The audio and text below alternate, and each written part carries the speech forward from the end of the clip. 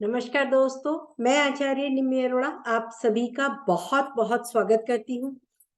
मित्रों, हमारे कुंडली मिलान के जो सीरीज है उसके अंतर्गत आज हम जानेंगे कि विवाह के लिए हम किस दिशा की ओर लड़का या लड़की को देखें, जहां हमें आसानी से अपना मनपसंद वर या वधू मिल जाए। और साथ ही विवाह के योग कौन से होते हैं, कब विवाह का योग बनता है, उसकी भी हम जांच करेंगे। तो आइए चलते हैं अपने पीपीटी की ओर। कुंडली में हम कैसे देखें कि विवाह के लिए किस दिशा से लड़की आएगी या लड़का आएगा और विवाह के समय का निर्धारण।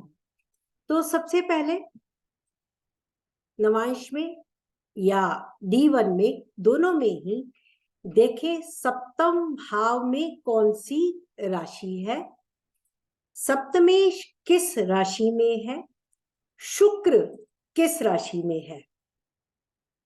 इन तीनों ही राशियों की दिशा की ओर से आपको लड़का या लड़की के लिए जो चुनाव करना है वो आप देखें, उस तरफ से ही आएगी।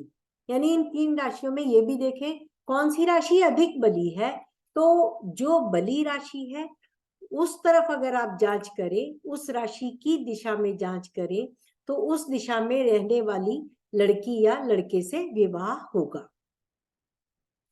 आप देखेंगे कोई राशि बहुत पीड़ित होती है, सप्तम भाव या सप्तमी जिस राशि में गया हो या शुक्र जिस राशि में बैठा हो, अगर वह पीड़ित है तो आपको उस समय लड़की देखने के लिए जाते समय उस दिशा में कुछ पीड़ा भी अवश्य मिल सकती है।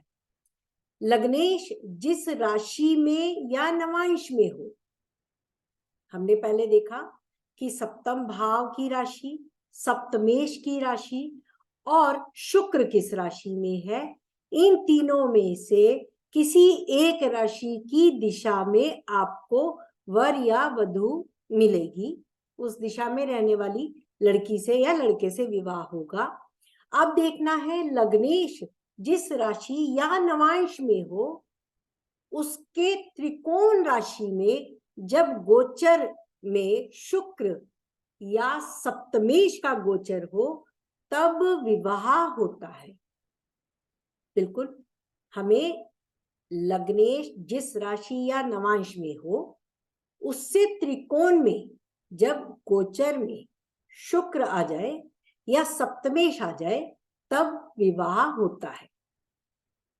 जिस राशि में सप्तमेश हो, जो ग्रह सप्तम भाव को देखता हो और जो सप्तमेश हो, इन तीनों की दशा हो। पहले हमने राशि की बात की, अब हम कहते हैं इनमें से किसी एक की भी दशा हो और लग्नेश गोचर में या सप्तम भाव में हो तब विवाह का योग होता है। ये सारी चीजें हमें देखनी है, किसी एक को भी नहीं छोड़ना, ना राशि को ना ग्रह को। हमें इस दशा जब तक ना हो तब तक विवाह नहीं हो सकता। गोचर वर्ष बहुत बार लग्नेश सप्तमेश देख लेंगे, लेकिन जब तक दशा ना हो तब तक विवाह नहीं हो सकता।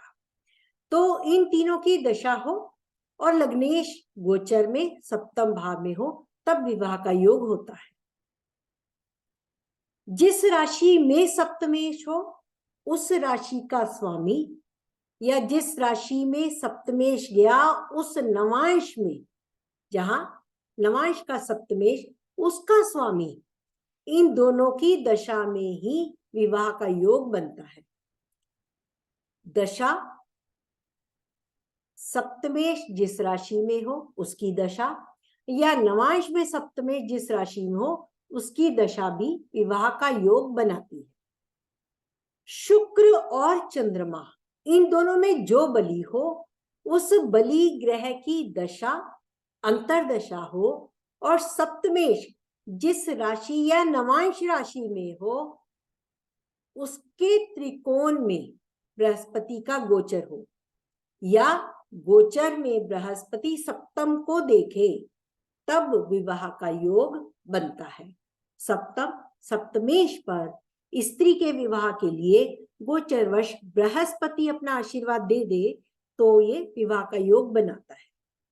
और एक जो सर्वविदित योग है डबल ट्रांजिट जिसे कहते हैं, श्री वीपी गोयल जी और अनेक बार हमने भारतीय विद्या भवन में श्री के.एन. राव जी का ये सूत्र है कि शनि और बृहस्पति दोनों अपना आशीर्वाद दे दे और परमिशन दे दे। शनि अपनी आज्ञा दे दे और बृहस्पति अपना आशीर्वाद दे दे तो आपके विवाह का योग बनता है, सप्तम या सप्तम भाव के साथ।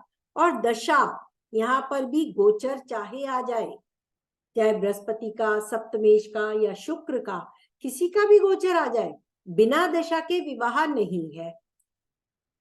ये एक स्त्री चार्ट है। इस कन्या की उम्र अब विवाह योग्य हो चुकी है, 30 वर्ष हो गए हैं। और अब अगर आप देखें, सप्तमेश सप्तम भाव में है, नवांश का सप्तमेश स्वराशि में है, चतुर्थ भाव में है, यानी ये भी सुख भाव में है। ये दिशा यानी घर के पास ही आपको अपनी ही दिशा में, अपने ही आसपास, अपने से अपोजिट दिशा में, दिल्ली का दिल्ली में ही आपको लड़का मिल गया। अभी जस्ट लड़का मिला है, विवाह नहीं हुआ है। तो यहां अगर आप देखें तो दिशा आपको सप्तम सप्तमेश से पता लगती है। सप्तमेश नवांश में भी वृश्चिक राशि में है, तीसरे भाव में है। शुक्र यहाँ पर D1 में तुला का है और चंद्रमा यहाँ शनि के साथ शनि की राशि में है। नवांश में शुक्र मेष राशि में है, मंगल की ही राशि में है। सप्तमेश मंगल जो वृश्चिक का सप्तमेश है, यहाँ पे मेष राशि मंगल की, जहां शुक्र बैठा है, काल पुरुष की वृश्चिक राशि अष्टम यहाँ पड़ती है। और शुक्र अपनी राशि को यहाँ फिर से देख रहा है, यानी तुला को बलि कर रहा है। यहाँ भी तुला बलि है, यहाँ भी तुला बलि है। अब सप्तम भाव को देखने वाला ग्रह शनि सप्तम भाव को देख रहा है। सूर्य राहु मंगल तीनों यहाँ बैठे हैं, यानी इन सब की दशा में विवाह हो सकता है। अब इनमें चंद्रमा शतभिषा का है, राहु की दशा में जन्म हुआ है, तो सूर्य की दशा और मंगल की दशा लाइफ में नहीं मिलेगी विवाह के लिए। तो हम कहेंगे शनि विवाह दे सकता है, क्योंकि गुरु ने विवाह नहीं दिया। गुरु का सप्तम भाव से कोई संबंध नहीं है। गुरु नवांश का सप्तमेश है, किंतु सप्तम भाव को दृष्ट नहीं कर रहा। तो एक अकेला ग्रह शनि से यह उम्मीद बनती है कि शनि विवाह देगा।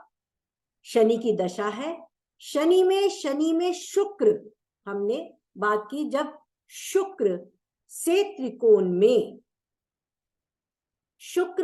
त्रिकोण में गोचरवश शनि आया हुआ है, शनि की ही दशा है, गोचरवश शनि कुंभ में ही है और शनि सप्तम भाव को देख भी रहा है, गोचर का भी, दशा से भी और नेटल का शनि भी।